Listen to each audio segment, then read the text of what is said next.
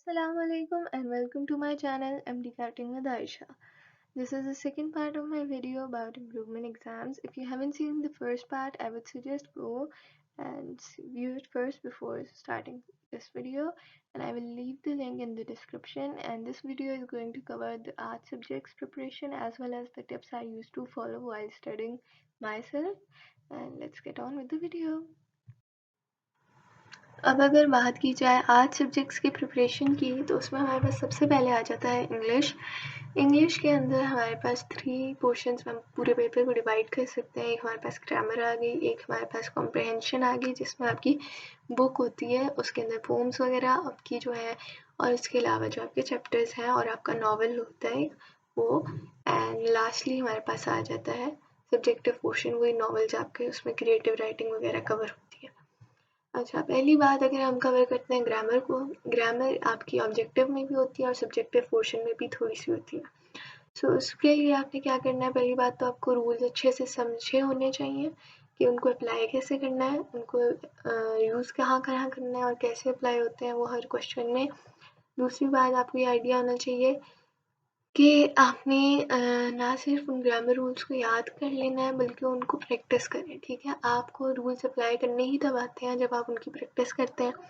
Practice के लिए या तो आप कोई बुक खरीद लें ग्रामर की, अगर मैं सजेस्ट करूँ तो रेन एंड मार्टिन बहुत अच्छी बुक है, अगर आप ले सकते हैं उस पर प्रैक्टिस कर लें, ठीक है? क्योंकि वो बाद में आप एमकैट के लिए भी यूज़ कर सकते हैं। अगर वो आपके लिए अभी अवेलेबल नहीं है या आप नहीं ले सकते, तो आप ऑनलाइन सर्च करें, एक्सरसाइजेस वो सॉल्व करें। अगर आपके पास घर पे कोई और ग्रामर बुक है, उसको यूज़ करें, मैक्सिमम प्रैक्टिस करें। ग्रामर रूल्स की आप जितनी ज़्यादा प्रैक्टिस करेंगे वो आपको उतने ही अच्छे समझ आते हैं, ठीक है? क्योंकि ज़ुबानी अगर आप याद कर भी लेंगे वो आपको भूल जाएंगे। अच्छा, अगला पोर्शन आपके पास आ जाता है क्रिएटिव राइटिंग का, जो आपके पास लॉन्ग क्वेश्चन के तौर पे आती है एसेज के फॉर्म में। अच्छा, उसके लिए जो मेरा सजेशन है वो ये है, जो मैं करती थी, मैं कम से कम कॉमन टॉपिक्स जो होते हैं, जो बहुत ज़्यादा स्पेसिफिक नहीं होते, जो थोड़े से जनरलाइज्ड टॉपिक्स होते हैं, स्पोर्ट्स हो गई, favourite person, favourite personality, education और इस तरह के जो टॉपिक्स होते हैं, science and technology, IT, in topics को मैं रीडिंग ज़रूर देती थी। और हमारे जो कॉमन टॉपिक्स थे उनके मतलब कोटेशंस वगैरह भी अपने पास लिखी हुई थी, उनको मैंने याद किया था। तो इससे अब ये होता है कि एक तो अगर आपके पास सपोज़ स्पोर्ट्स का टॉपिक है या इस तरह का कोई फिज़िकल एक्टिविटी का, कोई करिकुलर एक्टिविटीज़ का, इस तरह का कोई टॉपिक है, आपके पास कोटेशंस है।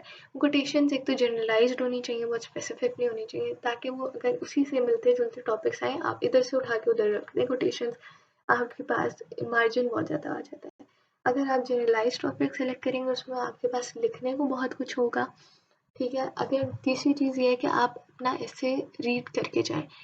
जो बहुत कॉमन एसेज़ हैं, जो जनरलाइज़ किस्म के एसेज़ हैं, उनको रीड करें। साइंसेज़ वगैरह ये इस तरह के जो टॉपिक्स हैं, उनके एसेज़ को लाज़मी रीड करें, ठीक है? उसके अलावा जो आपके करंट कंट्री की सिचुएशन हो रही है, उसमें कोई अगर इवेंट आ रहा है, कोई अपकमिंग इवेंट है, कोई कल्चरल फेस्टिवल वगैरह है, इस तरह का कोई भी इवेंट आ रहा है या कोई हालात चल रहे हैं, इन्फ्लेशन वगैरह हो रही है आपकी कंट्री में, उस तरह के टॉपिक्स को लाज़मी रीड किया करें, क्योंकि करंट इवेंट्स पे भी एसेज़ आ जाते हैं, ठीक है? और कुछ एसेज़ ऐसे होते हैं जो वो टाइम एंड अगेन रिपीट करते हैं। तो पास्ट पेपर से देखा करें कि कौन से एसेज़ बहुत फ्रीक्वेंटली रिपीट होते हैं, उनको रीड करके जाएँ। अब रीडिंग का फ़ायदा ये है कि आपने क्रैम नहीं करना है एसे, आपने रट्टे नहीं मारने, आपने 2 से 3 रीडिंग्स देनी है एसे को सिर्फ़, और वो रीडिंग आपने बहुत गौर से पढ़ के देनी है।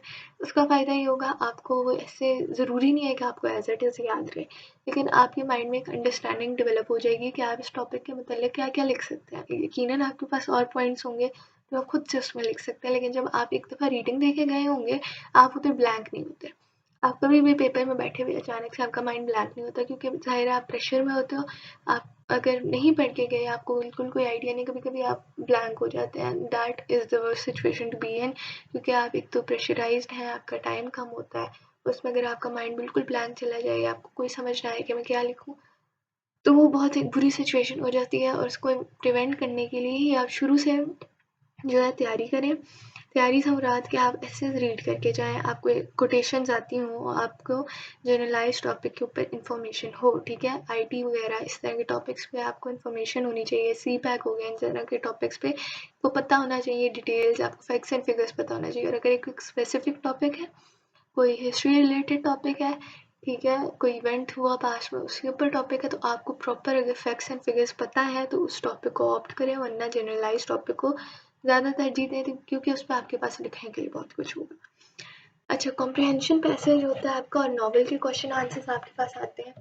तो जो आपका कॉम्प्रिहेंशन पैसेज है उसके अंदर जो टिप्स मैं दूंगी वो ये है कि अपनी बुक को रीड करें। एंड यूजुअली हर कॉलेज या स्कूल जहाँ से भी आपने पढ़ा है वो आपको एक सेट ऑफ क्वेश्चन आंसर ज़रूर प्रोवाइड करता है। जो रिव्यू एक्सरसाइजेस के क्वेश्चन आंसर्स होते हैं वो सॉल्व भी कराए जाते हैं कॉलेजेस में, और इसके अलावा नहीं तो आपको प्रिंट आउट्स दिए जाते हैं या आपके पास कोई ना कोई की ज़रूर मौजूद होती है।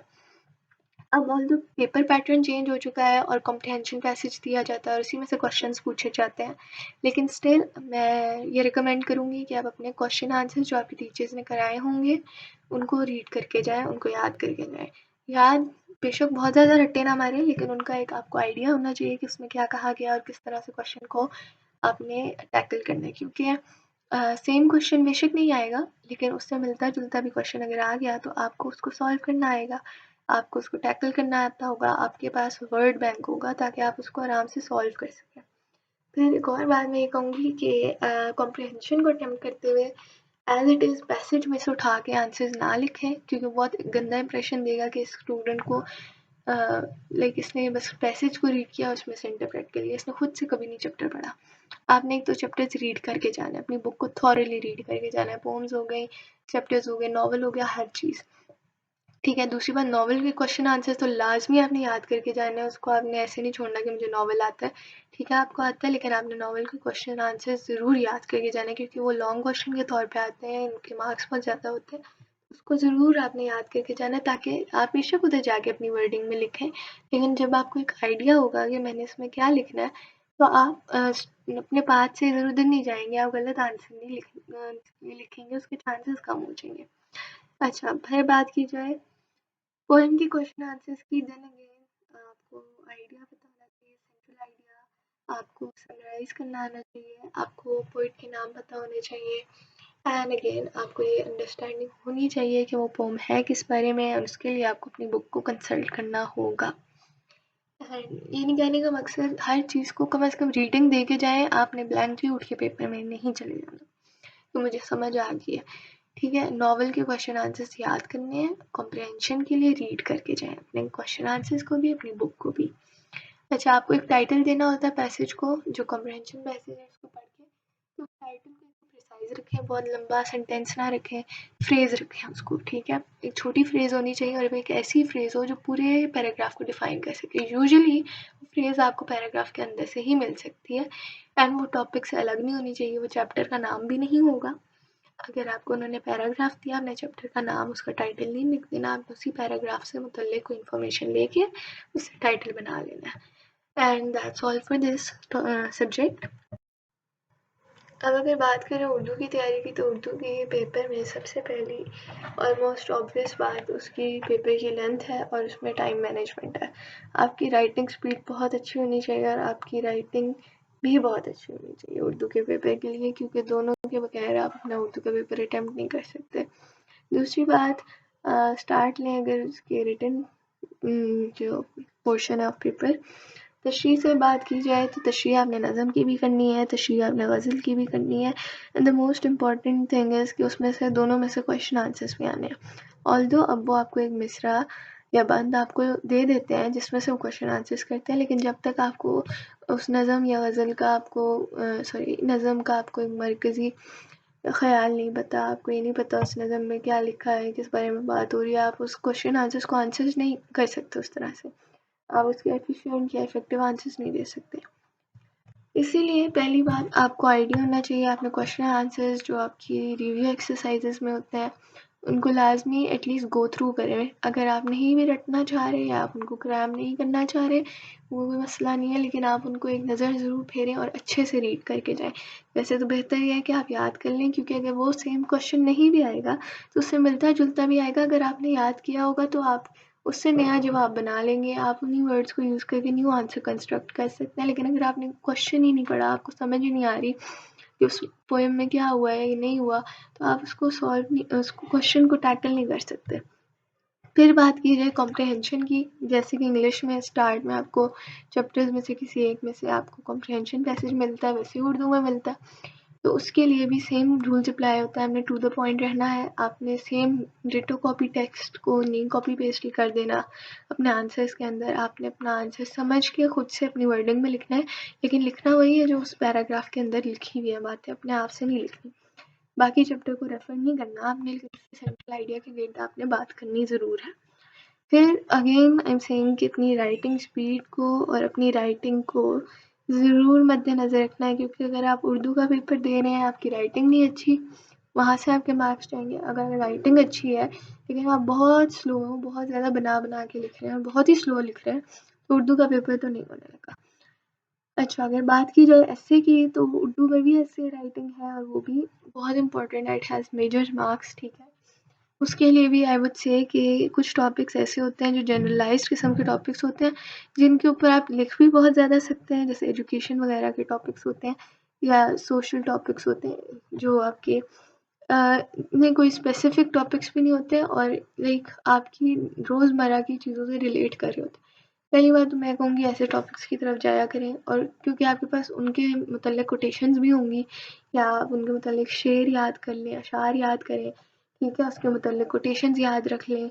उससे आपके एक तो एस्से की प्रेजेंटेशन अच्छी होगी। दूसरा, अगर आप एक ऐसा टॉपिक सेलेक्ट करेंगे कि जिस पे आपको पहले से आपने कुछ रीड किया होगा या उससे मिलता जुलता कुछ रीड किया होगा, आपके पास रेफरेंसेस होंगे, आपके पास लिखने को बहुत कुछ होगा, इंस्टेड ऑफ कि अगर आप एक वो टॉपिक देख रहे हैं, पहली बात तो जो आपने पढ़ा ही नहीं है। दूसरी बात, अगर आप उसको स्टार्ट करेंगे, आपको शायद शुरू में लगे कि मैं इसमें बहुत कुछ लिख लूँगी या लिख लूँगा, लेकिन बाद में आप उस पे स्टक हो सकते हैं। अगर एक ब्लाइंड एंड पे आप आ गए और आपको नहीं समझ आ रही कि आगे क्या करेंगे, तो उर्दू का पेपर में आपके पास एक तो टाइम ही नहीं होगा इतना सोचने का कि आगे क्या करना है, नहीं करना। ठीक है? इसलिए पहले से रीड करके जाएँ एसेज़, अगर वो सेम एसे नहीं भी आएगा, उससे मिलता-जुलता कोई आ जाएगा, ठीक है? अगर आपने टीचिंग या एजुकेशन के बारे में पढ़ा, उसी से मिलता-जुलता कोई टॉपिक आ गया, तो आप उसमें कुछ लिख सकते हैं, उसमें कुछ ऐड कर सकते हैं, अपनी तरफ से भी ऐड कर लेंगे। इस तरह आपका एसे कंप्लीट हो जाएगा, instead of just going blankly into the exam hall. अच्छा, आपको अपनी नज़्मों की जो सेंट्रल आइडियाज़ है नहीं, मरकज़ी ख़याल, वो बहुत अच्छे से समझ आई होनी चाहिए, और आपको ये पता होना चाहिए कि जो नज़म है वो किस बारे में है और शायर ने उसमें कहा क्या है। शायर के नाम, उनका जो तारुफ़ होता है, उसके अंदर जो डेट्स वग़ैरह होती हैं वो तो अब इतनी नहीं आती, लेकिन फिर भी एक उसको रीड ज़रूर दें कि उस बंदे ने अपनी ज़िंदगी में क्या अचीवमेंट्स की, सारी चीज़ों को रीड कर लें एक दफ़ा, ठीक है? एंड आपको अपना नज़म का मरकज़ी ख़्याल लाज़मी पता होना चाहिए कि पूरी जो आपकी नज़म है वो किस चीज़ के गिर्द रिवॉल्व करेगी। ग़ज़ल का अलबत्ता डिफरेंट होता है, हर शेर का अपना मीनिंग होता है। ग़ज़ल को आप एज़ अ होल कभी नहीं कह सकते कि इसका एक मरकज़ी ख़्याल है। तो उन शेर को भी आपको समझ के तशरीह करनी है, आपने तशरीह के रट्टे नहीं मारने, तशरीह रीड ज़रूर करनी है, ठीक है? आपने ऐसे ही ब्लैंक होकर तशरीह देने नहीं निकल जाना, उस तशरीह को रीड करें, उस जो मिसरे को या बंद को अंडरस्टैंड करें, ठीक है? वरना आप तशरीह अटेम्प्ट नहीं कर सकते, अगर आपको पता ही नहीं है कि उसका शायर क्या कह रहा है। दूसरी बात, उसका अगर तो नज़म है, मरकज़ी ख़्याल के गिर्द आप बहुत सारी तशरीह लिख सकते हैं, और अगर तो ग़ज़ल है, तो उसमें आपको शेर के अंदर पता होना चाहिए कि हर एस्पेक्ट से कितने नज़रिए बन सकते हैं शेर को समझने के, और उसमें क्या-क्या शायर कह रहा था। फिर बात की जाए पास्ट स्टडीज़ की, तो ये एक ऐसा सब्जेक्ट है जिसमें आप कोई शॉर्टकट वगैरह नहीं अप्लाई कर सकते। हिस्ट्री एंड हिस्ट्री ना आप चेंज कर सकते हैं, ना आप उसमें खुद से ऐड कर सकते हैं, ना उसमें जो हुआ है वो चेंज कर सकते हैं। अच्छा, सबसे ज़्यादा जो डिफ़िकल्टी आएगी वो है डेट्स वगैरह मेमोराइज़ करने में। उसके लिए हर चैप्टर की टाइमलाइन बनाते रहें साथ-साथ, ठीक है? जब आप प्रिपेयर करें, टाइमलाइन बनाते रहें और उन इवेंट्स को रट लें कि कब कौन-सा इवेंट हुआ, कौन-सी डेट को हुआ, और लोकेशंस को, इन सारी चीज़ों को आपने अच्छे से याद कर लेना है, अपने दिमाग में बिठा लेना है, उनमें अपने चेंजेस नहीं करने, क्योंकि अगर आपको एक दफ़ा डेट्स और इवेंट्स याद हो गए, आपका आधा मार्क स्टडी का मसला ख़त्म हो जाता है। बाकी रही बात थ्योरी वगैरह की, या जो डिटेल्स हैं वो तो आपको याद करनी पड़ेंगी, इतनी उसके अंदर आप चेंजेस नहीं कर सकते, तो इसलिए पार्क स्टडी को तो आपने पूरा का पूरा याद करना ही है। बाकी एक पॉइंट जो मैं इसमें कह सकती हूँ, अपना पॉलिटिकल ओपिनियन मत दीजिएगा, जो मर्ज़ी हो अपने ओपिनियंस किसी भी जगह पे, अगर इंग्लिश उर्दू में भी कोई ऐसा एस्से आ जाता है जो पॉलिटिक्स की या उस तरह की टॉपिक्स की तरफ बायस्ड हो, अपना ओपिनियन देने से गुरेज़ करें और आपने एक डिप्लोमेट बन के उसका रिप्लाई करना है, आपने बायस्ड नहीं होना। आपका बेशक जो मर्ज़ी ओपिनियन है रियल लाइफ़ में, आपने उसके अंदर, उस एस्से के अंदर, उस पेपर के अंदर वो नहीं लिखना। सो ये सारी थी टिप्स उर्दू और पाक स्टडीज़ के लिए। Moving on to the next topic, just gonna conclude it. एक तो टिप्स थी जो मैं एंड पे शेयर करना चाह रही थी, उनमें से सबसे पहली ये है कि अगर तो कोई टॉपिक आपको ऑनलाइन वीडियोस से भी नहीं समझ आ रहा, आपने उसको रट्टे मार के देखे नहीं समझ आ रहा, ज़ुबानी याद किया आपको नहीं समझ आ रहा, सो उसके लिए एक मेथड जो है मैंने जो ट्राई किया था या जो मैं करती होती थी और मेरे लिए बहुत एफिशिएंट था, वो आप वो ट्राई करके देखें 1-2 टॉपिक्स के लिए, अगर तो आपके लिए काम करता है सो वेल एंड गुड। और वो ये था कि अगर मुझे टॉपिक नहीं आ रहा होता था या मैं बार-बार भूल जाती थी, तो मैं उसको याद करती थी और फिर मैं बुक बंद करके या कहीं दूर रख के ज़ुबानी लिखती थी। अच्छा, अगर तो आपसे फर्स्ट गो में नहीं हो रहा, आप बुक खोलें, सामने से उसको कॉपी पेस्ट करके लिखें, लेकिन अपनी पूरी कंसंट्रेशन रख के लिखें। ठीक है, उसको याद कर लिया आपने, उसके बाद अपनी बुक बंद कर दें, उस पेज को आगे करें और एक न्यू पेज पे दोबारा से लिखें जो भी आपको उस टॉपिक के बारे में समझ आया है, जितनी डिटेल्स आपको याद रह रही हैं, जो-जो आपको अंडरस्टैंड हो गया।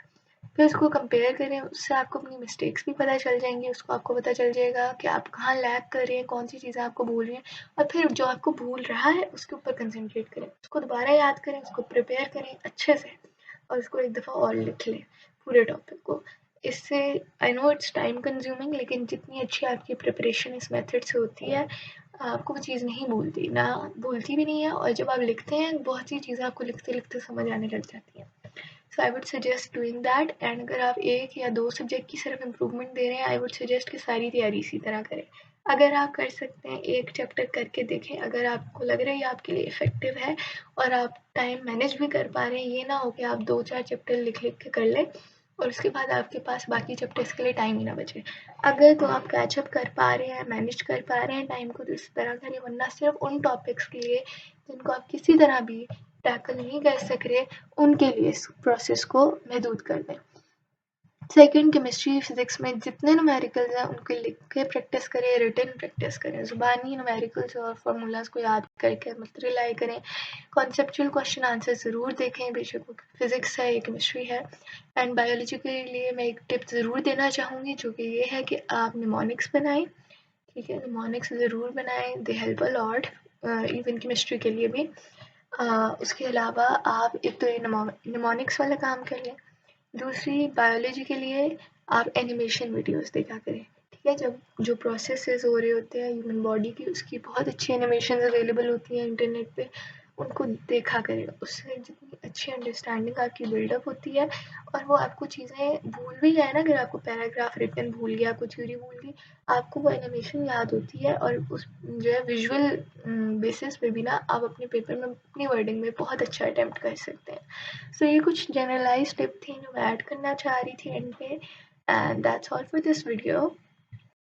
Okay, so that's all for today, and if you like my video, please leave a comment below, subscribe to my channel, hit the bell icon, and do like my videos, share with others. आपके अगर जानने वालों में से कोई है जिससे MD card देना है, इम्प्रूवमेंट एग्ज़ाम्स देने हैं, मेरी वीडियोस उनसे शेयर ज़रूर कीजिएगा।